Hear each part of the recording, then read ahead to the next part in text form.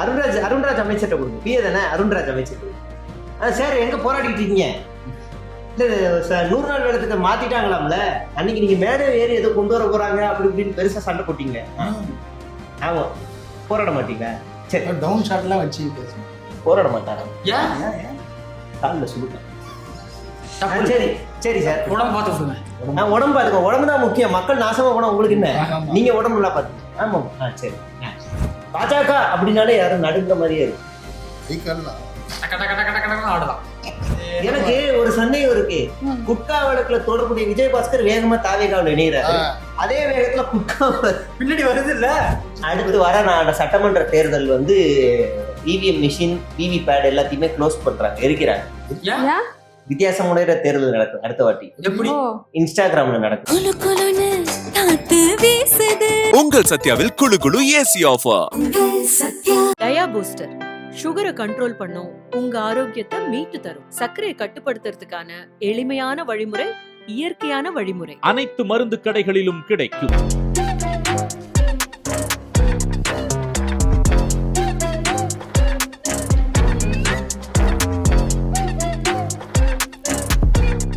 வணக்கம். வணக்கம். வணக்கம். வணக்கம். ஒரே சிரிப்பு தான். சிரிச்சுட்டே இருந்து வர என்ன பண்றது? இபிஎஸ் மாதிரி இருக்கு. துன்பம் ஒரு மேலையில் சிரிக்கும் போது எனக்கு அப்படி இருக்கு. கேட்ட பாத்துக்கிறாங்க. மீசையை மட்டும் வச்சுட்டீங்கன்னா தாடியை எடுத்துருங்க. இல்ல மீசையை எடுத்துட்டீங்கன்னா குசியானது. என்னடா சீரியஸா? இப்போ வந்து விஜய்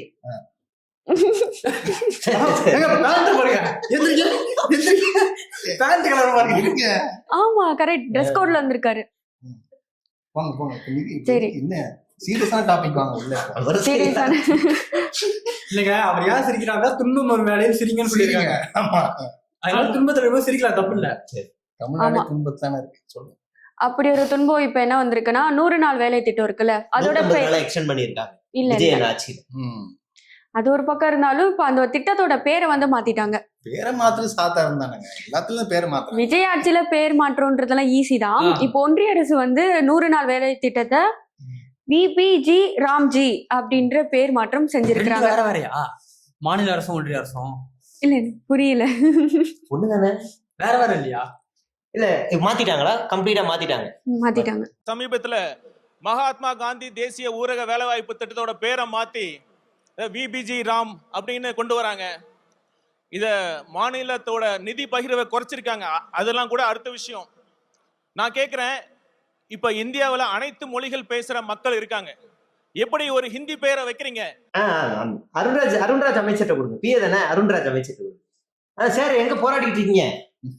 இல்ல 100 நாள் வேலை மாத்திட்டாங்களாம்ல, அன்னைக்கு நீங்க மேடை ஏறி ஏதோ கொண்டு வர போறாங்க அப்படி இப்படின்னு பெருசா சண்டை போட்டீங்க. ஆமா, போராட மாட்டீங்க. சரி, டவுன் ஷாட்லாம் வச்சு பேசுங்க. போராட மாட்டாரா? ஏன்? காலில் சுடுங்க. சரி சரி சார், உடம்பு பார்த்து சொல்லுங்க. உடம்பு பாத்துக்கோ. உடம்பு தான் முக்கியம். மக்கள் நாசமா போனா உங்களுக்கு என்ன? நீங்க உடம்பு நல்லா பாத்துக்கோங்க. ஆமா, சரி. போராட மாட்டாரு. விடுங்க, கால் வலி. விஜய்க்கு ஒரு போன் அடிச்சிருவா. இல்ல அவர் எடுக்க மாட்டாரு, அவர் பிஸியா இருப்பாரு. மக்கள் பணி திட்டத்துல பிஸியா இருப்பாரு. என் நம்பர் பார்த்தா எடுத்துருவாரு. டைம் என்ன? 12 எடுக்க மாட்டாரு. Tax time. சரி, ஓகே, அப்ப அப்புறமா பேசுவோம். வேற எதுவும் சொல்ற மாதிரி இல்ல, அவரு அந்த டைம் வந்து அவரு எதிர்த்தாரு. அன்று இன்றுன்னு விகடன் கார்டு எல்லாம் போட்டிருந்தான். அன்று எதிர்ப்பு, இன்று அனுமதின்னு போட்டிருந்தாங்க. அதான் பாஜக அப்படின்னாலே யாரும் நடுங்கிற மாதிரியே இருக்கு. ஆடலாம். அடுத்து பார்த்தோம் அப்படின்னா இப்போ ரீல்ஸ் ஆட்சி நடக்குது அப்படின்ட்டு வெளியே ஒரு டாக்காவே இருக்கும். அதே மாதிரிதான் எல்லாரும் பேசுறாங்க. யாரு பேசுறா? எல்லாரும் பேசுறாங்க. எல்லாருமே பேசுறாங்க. ஆமா, ஆனா நீங்க பேசுன மாதிரி தெரியல. நான் டெய்லி தாங்க பேசிட்டு இருக்கீங்க. நான் பேசலப்பா, இவர்தான் பேசுறேன். உலகத்துல யாரும் பேசுற, இவர் ஒரு நாள் தான் பேசிட்டு. சரி சரி ப்ரோ, எல்லாரும் கொடுத்துட்டாங்க உங்களுக்கு. காலி பண்ணி மாட்டிருங்க. இல்ல ப்ரோ, அந்த மாதிரி பண்ணுவோம். எல்லாருமே உள்ள போயிட்டா அப்புறம் யாரு வெளியே எடுக்கிறது? நீங்க உள்ள போங்க, நாங்க வெளியில எடுப்போம். சரிங்களா? இவரு டிவிக்கு நிர்வாகி போயிட்டு ஸ்கூல்ல ஏதோ நலத்திட்ட உதவி பண்ணிருக்காரு போல, அதை எடுத்து ரீல்ஸா போட்டிருக்காங்க. ஆல்ரெடி இந்த மாதிரி ரீல்ஸ் எல்லாம் போடக்கூடாது அப்படின்னு சொல்லி அனௌன்ஸ்மெண்ட் விட்டாங்க. ஆனா யார் சொல்லிருக்கா? பிரியாவும் சொல்லியிருக்காங்க, அப்புறமா யாரு ராஜ்மோகனுமே சொல்லியிருந்தாரு. புஷியானதும் சொல்லிருக்காரு. அது சொல்லுங்க. புஷியானது வந்துட்டு பேனர் வைக்க கூடாதுன்னு சொன்னாரு. எதை சொன்னாலும் நாங்க கேட்க மாட்டோம். எடுக்கக்கூடாது. ஆமா, ஸ்கூல்ல எடுக்க கூடாது. தலைவர் சொல்றதே அவங்க கேட்க மாட்டாங்க. ஸ்கூல் சட்டமன்றத்திலே ரீல்ஸ் ஸ்கூல்ல எடுக்கிற ரீல்ஸ் எடுக்கிறத பேசிக்கிறீங்களே. நேத்து IAS IPS மாநாடு நடக்குது. அதுல ஒரு அமைச்சர், முன்னாள் பல் டாக்டர் சார், அவர் இன்னைக்கு இறங்கி நல்லா படிச்சு அதிகாரியா உட்காந்துருக்க எல்லாரையும் ரீல்ஸ்குள்ள கொண்டு வந்துட்டாங்க. அஜித் பட் பெரிய பிரச்சனையிடும். நாங்க கூப்பிட்டுக்கிறோங்க, அவங்களே அரவணைக்கிறோம். குழந்தாய் குழந்தாய் ஒரு கல்வி என்ன ஏழை கனவா குழந்தாய். அந்த அதிகாரியோட நிலைமையை நினைச்சா, அதாவது இந்த ஸ்கூலுக்குள்ள எல்லாம் போறாங்க பாத்தீங்க, அவங்க மனசுல இருந்து தெரியுமா, நம்ம வந்து பெரிய ஆளு, நம்ம தான் எல்லாமே நினைச்சுக்கிறாங்க. வட்ட செயலாளர்ல இருந்து ஏதோ ஒரு நிர்வாகிகள் இருப்பாங்க, எல்லா கட்சியும் எல்லாமே. ஒவ்வொரு வீட்லயும் ஒரு விஜய் இருக்காருங்க. ஒவ்வொரு விஜய் இருக்காங்க. அரசு அதிகாரியா நீ போறதுக்கு நீ யாரு? நீ முதல்ல டிவிக்கு கேக்குறாருல சொல்லுங்க. படிச்சு பாருங்க, யாருங்கிற டிவிக்கு அவ்வளவுதான் கேக்குறாருல சொல்லுங்க. அது டிவிக்கு அவ திடீர்னு நாங்க ஸ்கூலுக்கு போவோம், ஆய்வு பண்ண போவோம், மருத்துவமனைக்கு போவோம், போயிட்டு ரீல்ஸ் எடுத்துட்டு வந்து போட்டுருவோம். அம்மா உணவகம், சத்துணவு கூட எல்லா இடத்துக்கும் போவோம். விஜயை தவிர அவரை சுத்தி இருக்கிற எல்லாருமே போவாங்க. ஆய்வு மேற்கொள்றாங்கல்ல.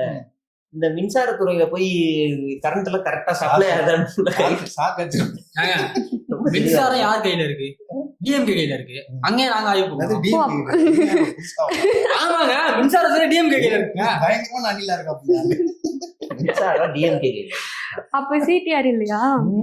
சிடிஆர் சும்மா பாத்துக்கிட்டு இருக்காரு எப்படி நடக்குது. மேற்பார்வை சூப்பர்வைசர். இப்பயே கண்ணாடி போட்டீங்க. மோகத்துல இறங்க போறேன். இனி சாதாரண ஆள் இல்ல நான். செங்கல்பட்டு, விழுப்புரம் அப்படின்னு தொடர்ந்து எல்லாமே ஸ்கூல்ல தான் அவங்க குறி வைக்கிறது. ஏன்னா அண்ணா சொல்லியிருக்காருல்ல, குழந்தைங்களை தான் வந்துட்டு. ஆமா, குழந்தைகளுக்காகவே ஒரு படத்துல சமூக நீதி சொல்லி கொடுத்திருக்காரு.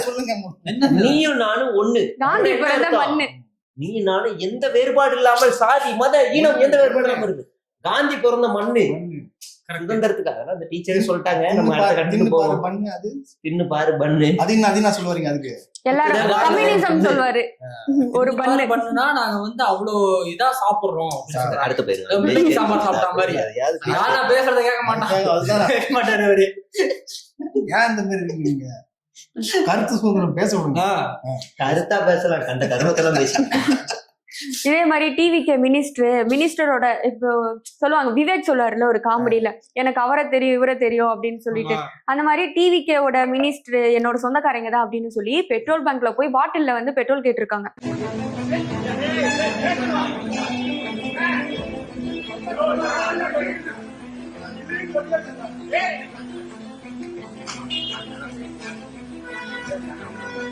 பெட்ரோல் கேட்டு அங்க இருக்கிற ஊழியரே வந்து தாக்கியிருக்காங்களாம். நான் மினிஸ்டர் தெரியும் எனக்கு அப்படின்னு சொல்லி. மினிஸ்டர் தெரிஞ்சா பெட்ரோல் குத்துக்கணுமா? இந்த புள்ள கேவலம் பெட்ரோலுக்கார மினிஸ்டர். நீங்க ஏன் இப்படி பாக்குறீங்க?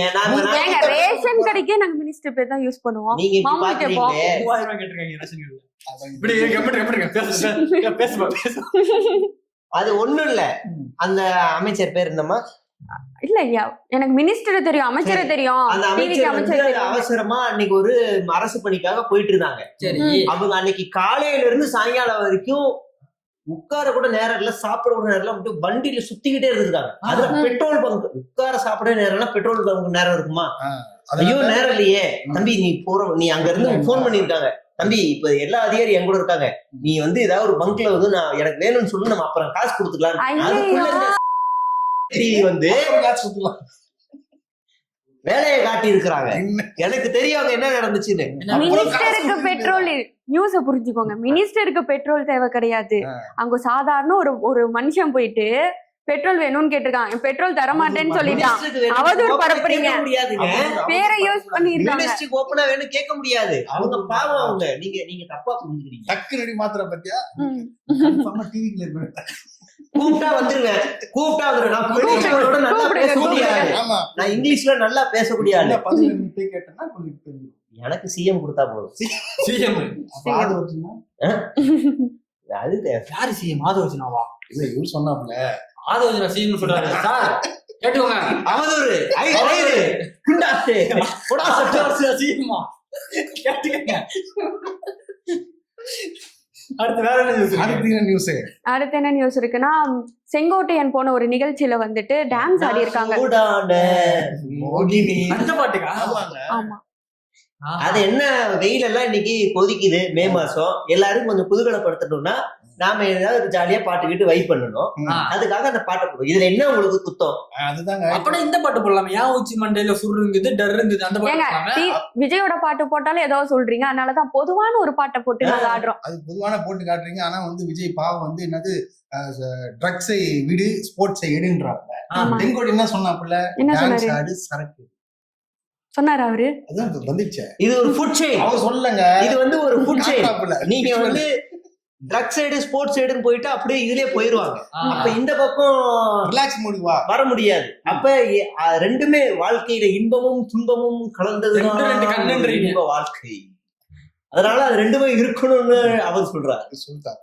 ஓகே, அடுத்து நேத்து நம்ம ஒரு நியூஸ் பார்த்திருப்போம். கார்ல வந்து 140 கிலோ குட்கா கடத்தின டிவிகே நிர்வாகி 140 கிலோமீட்டர் பாஸ்ட்ல போயிருக்காப்ல. அது சொல்லணும் நீங்க. 140 கிலோமீட்டர் வேகத்துல 140 கிலோ கஞ்சா குட்கா. ஆமா, அதுக்கேத்த மாதிரி 140 கனெக்ட் ஆகுது. எனக்கு ஒரு சந்தேகம் இருக்கு. குட்கா வழக்குல தொடர்புடைய விஜயபாஸ்கர் வேகமா தாவேகாவில் இணைகிறாரு. அதே வேகத்துல குட்கா பின்னாடி வருது இல்ல? நான் சந்தேகம் எல்லாம் சொன்னேன், இவர் கன்ஃபார்ம் பண்ணல. சேப்பு காய் முன்னாடி போகுது. குட்கா பாஸ்கர் சொல்லுவாரா? நாங்க சொல்ல தப்பா? ஆனந்தூர்ல வந்து ரோஸ் சாப்பி செங்கர் சொல்லுவாங்க, தூக்கிருங்க. தெரியாதா? ஓகே. இப்போ கார்ல தானே வந்து குட்கா கடத்தி இருக்காங்க. இப்போ அவங்க வீட்டுக்கு போய் செக் பண்ணிருக்காங்க. வீடு ஃபுல்லாவுமே குட்கா தான் இருந்திருக்கு.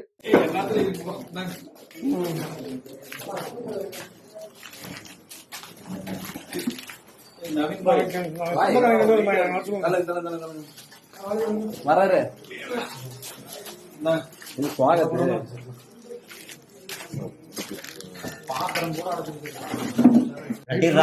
வீடு ஃபுல்லா உட்காரத்து கூட எல்லாம் இல்லையா? இல்ல, அந்த வீடியோ பயங்கரமா இருக்கு. ஃபுல்லா அப்படி கீழே ஃபுல்லா போட்டு வச்சிருக்காங்க. வீடு இல்ல, குடோன். சோத்துக்கு ஒரு குட்கா வள்ளி திம்பா போல இருக்கு. அவ்வளவு இருக்கு.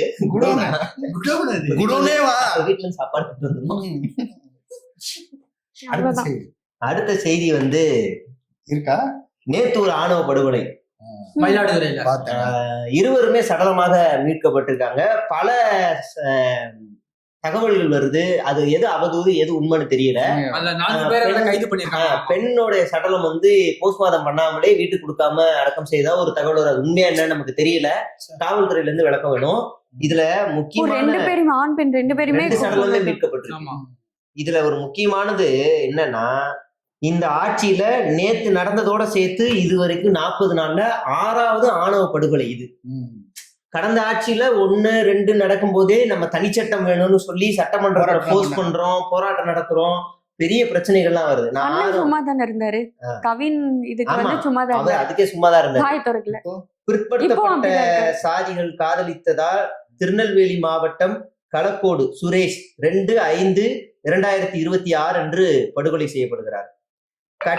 பட்டியலின சாதிக்குள் காதலித்த தூத்துக்குடி மாவட்டம் கரடிக்குளம் சஞ்சய் 17/5/2026 காதலியின் சகோதரரால் கோவில்பட்டி பேருந்து நிலையத்தில் வெட்டி படுகொலை செய்யப்பட்டார்.